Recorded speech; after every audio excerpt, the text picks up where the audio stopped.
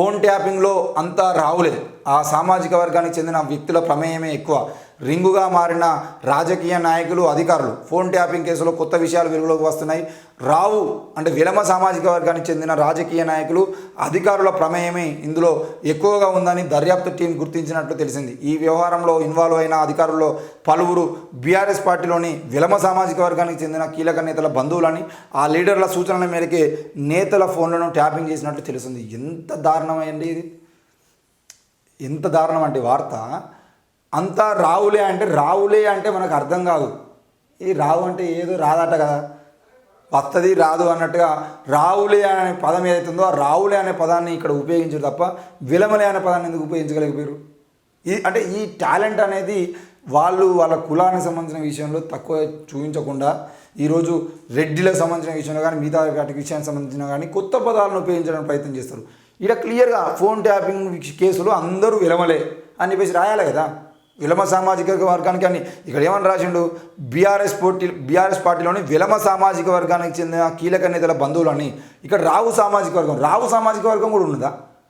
విలమ సామాజిక వర్గం కాదా అది?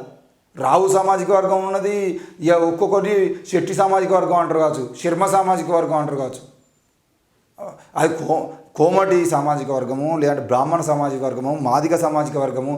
ఒకవేళ మాలల సామాజిక వర్గాలకు వచ్చిందంటేనో మాదిగ సామాజిక వర్గం రాస్తారు, మాల సామాజిక వర్గం రాస్తారు, కుమ్మరి సామాజిక వర్గం, పద్మశాలి సామాజిక వర్గం అనే ఎస్సీ ఎస్టీ బీసీలకు రాస్తారు. కానీ రెడ్డిలకు రావులకు వచ్చేసరికి మాత్రం రావు సామాజిక వర్గం అంట, విలమ సామాజిక వర్గం రాయడానికి వీళ్ళకి సిగ్గు అవుతుంది. సో మొత్తానికైతే విలమలందరూ కలిసి ఈరోజు ఫోన్ ట్యాపింగ్లు చేసిర్రు.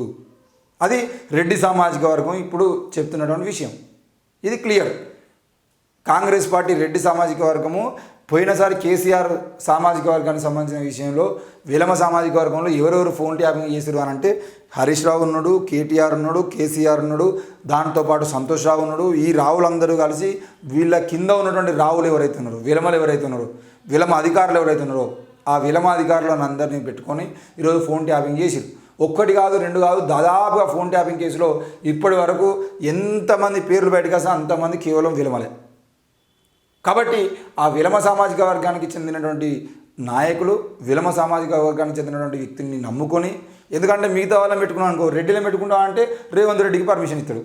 కులం అనేది బాగా కనెక్ట్ అవుతుంది కాబట్టి రెడ్డిలను ఉపయోగించుకుంటే వాళ్ళకు అవుతుంది, దళితులను ఉపయోగించుకున్నా, వేరే కులపులను ఉపయోగించుకున్నా తప్పకుండా వాళ్ళు ఏదో ఒక రోజు నోరు విప్పే అవకాశం ఉంటుందని చెప్పేసి భావించి కేవలం విలమలను మాత్రమే పెట్టుకొని ఈరోజు ఫోన్ ట్యాపింగ్ చేసిరు. మరి ఫోన్ల ట్యాపింగ్కు విదేశాల నుంచి సాఫ్ట్వేర్ కొనుగోలు చేశారు. విచారణలో వెల్లడించిన ప్రణీత్ రావు, 2 CIల అరెస్ట్. ఎందుకు అరెస్ట్ చేస్తారు? నేను ప్రణీత్ రావును అరెస్ట్ చేసి జైలుకు పంపాలి, CIలను అరెస్ట్ చేయాలి, దాంతోపాటు ఆయన సహకరించిన అధికారులను సస్పెండ్ చేయాలి, వాళ్ళందరినీ అరెస్ట్ చేసి జైలుకు పంపించాలి. ఇంతవరకు మంచిగానే ఉన్నది. కానీ చేయాల్సిన పని అది కాదు కదా. చేయాల్సిన పని ఏంది? అసలు ప్రణీత్ రావు అనే వ్యక్తితోని ఫోన్లు ట్యాపింగ్ చేయమని చెప్పింది ఎవడు? ఆయన పేరు బయట తీయాలి కదా. ఈరోజు ఎవరు చెప్పేది ఉంటే ఈరోజు ఫోన్ల ట్యాపింగ్కు పాల్పడ్డాడు, ఆ విషయం బయట పెట్టకుండా కేవలం ఈరోజు ప్రణీత్ రావు ఆయనతో పాటు అధికారులు ఎవరున్నారో ఆ CIలు SIలు వీళ్ళని అరెస్ట్ చేసి వీళ్ళని జైలు పంపించే ప్రయత్నం చేస్తే అసలు దొంగెవడు? అసలు ఫోన్లు ట్యాపింగ్ చేయమన్నాడు ఎవడు? ఆ విషయం బయట పెట్టి వాడిని అరెస్ట్ చేస్తే వీళ్ళందరూ వాడిని బాధితులు, చేయకుండా ఉండలేని పరిస్థితుల్లో చేసిరు. కాబట్టి వీళ్ళందరూ బాధితులు అయితే తప్ప వీళ్ళు ఎట్టి పరిస్థితుల్లో A1 A2లు కారు. కాబట్టి A1 A2లుగా ఉన్నటువంటి వ్యక్తులు ఎవరు వాళ్ళని అరెస్ట్ చేయాలి. ఈరోజు ఫోన్ ట్యాపింగ్ చేయమన్నది చెప్పింది ఎవడు?